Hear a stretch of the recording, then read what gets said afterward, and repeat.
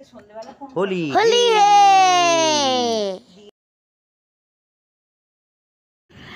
বন্ধুরা আজকে চলে এসেছি গ্রামের বাড়ির দ্বিতীয় ব্লগ নিয়ে। এখানে মেয়ে তো খুবই আনন্দ করছে।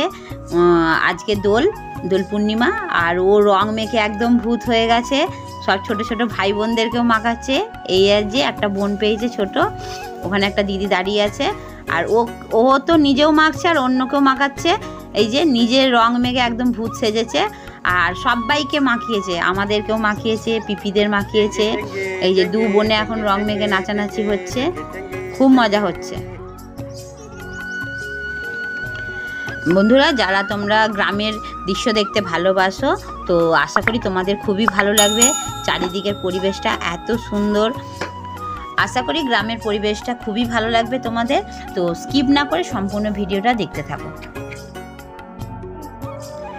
এইটা হচ্ছে আমার ছোট পিসি শাশুড়ির ছেলে, আর এই যে লাল গেঞ্জি পরা আছে এটাও একটা দেওর।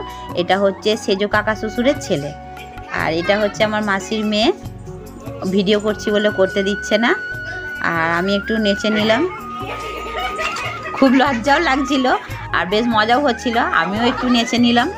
এই যে আমার মাসির মেয়েকে এখন ধরেছি, সবাই মিলে, মেয়ে আর আমি দুজন মিলে এখন রং মাখাবো বলে। ও তো কিছুতেই রং মাখতে চাইছে না, তো আমরা ওকে রং মাখিয়েই ছাড়বো।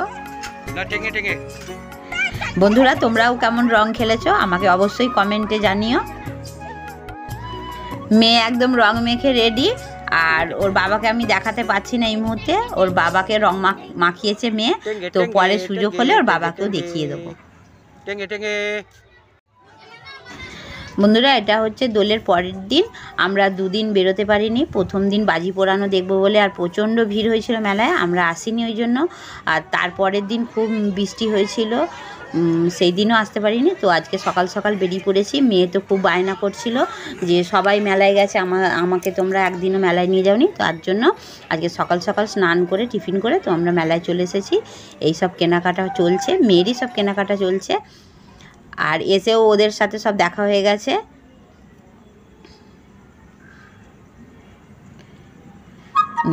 তো ও তো বায়না করছে এটা কিনে দাও সেটা কিনে দাও। তো আমি বললাম চল না প্রথমে একটু ঘুরে দেখবো, যেখানে সস্তা পাবো, যেখানে কিছু মনের মতন পছন্দ হবে সেখানেই কিনবো।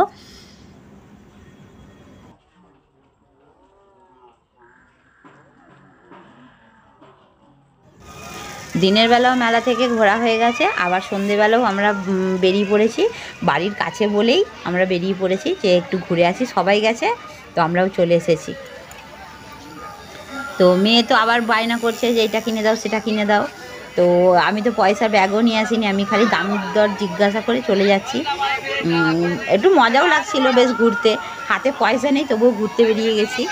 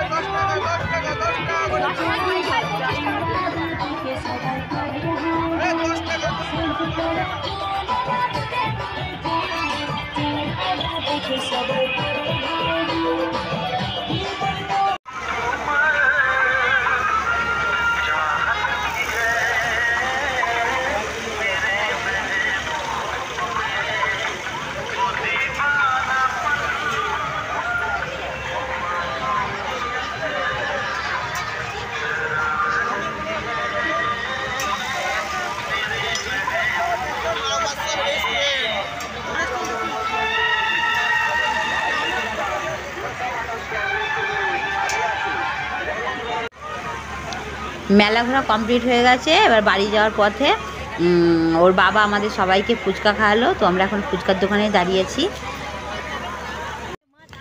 বন্ধুরা, পরের দিন সকালবেলা আমরা টিফিন করেই আবার সকাল সকাল মাঠে চলে এসেছি।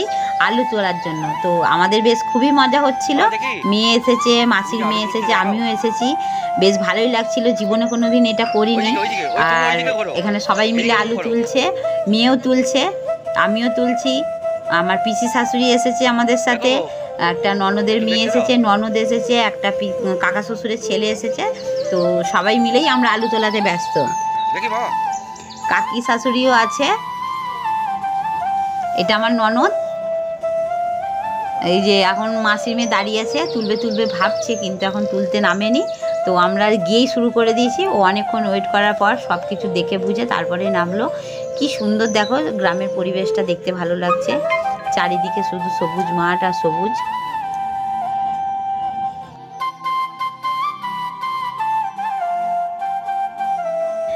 বন্ধুরা, আমাদের 4 দিন শেষ হয়ে গেছে। তো এইবারে আমাদের শ্রীরামপুরে বাড়ি ফেরার পালা।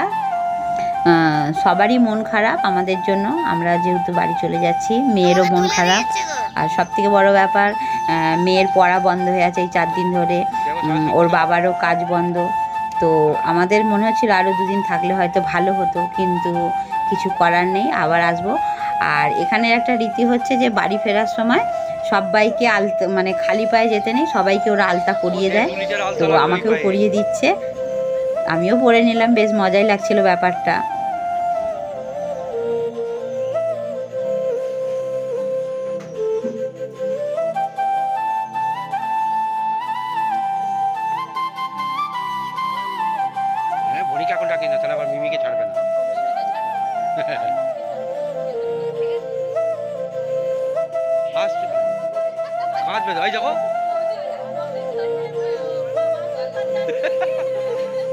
তাই মনে হচ্ছে।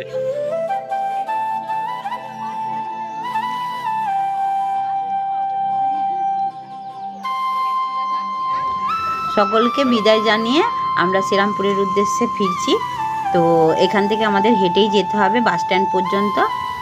আর কাকা শ্বশুরের ছেলে আমাদের একটু এগিয়ে দিয়ে গেছে ব্যাগপত্রগুলো, ছোটো কাকা শ্বশুরও এসেছিলেন আমাদের সাথে। মেলার সামনে দিয়ে আমাদের বাস স্ট্যান্ডে যেতে হবে। তো এখানে সব দোকানই প্রায় উঠে গেছে, আর কুটি কত দোকান খোলা আছে ভেতর দিকে। তো আমাদের খুবই মন খারাপ লাগছে আমাদের এখান থেকে ফিরতে, তবুও যেতে হবে, কিছু করার নেই। বন্ধুরা, আমরা এখন বাসে উঠে পড়েছি। আমাদের তারকেশ্বর পর্যন্ত যেতে হবে। আমরা ভেবেছিলাম যে গোঘাট পর্যন্ত যাব, কিন্তু এখানে কোনো কারণবশত লাইনে কাজ হচ্ছে, তার জন্য এখানে কোনো ট্রেন ঢুকছে না। তার জন্যই আমরা তারকেশ্বর পর্যন্ত বাসে করেই যেতে হবে, তারপরে আমরা ট্রেনে উঠব।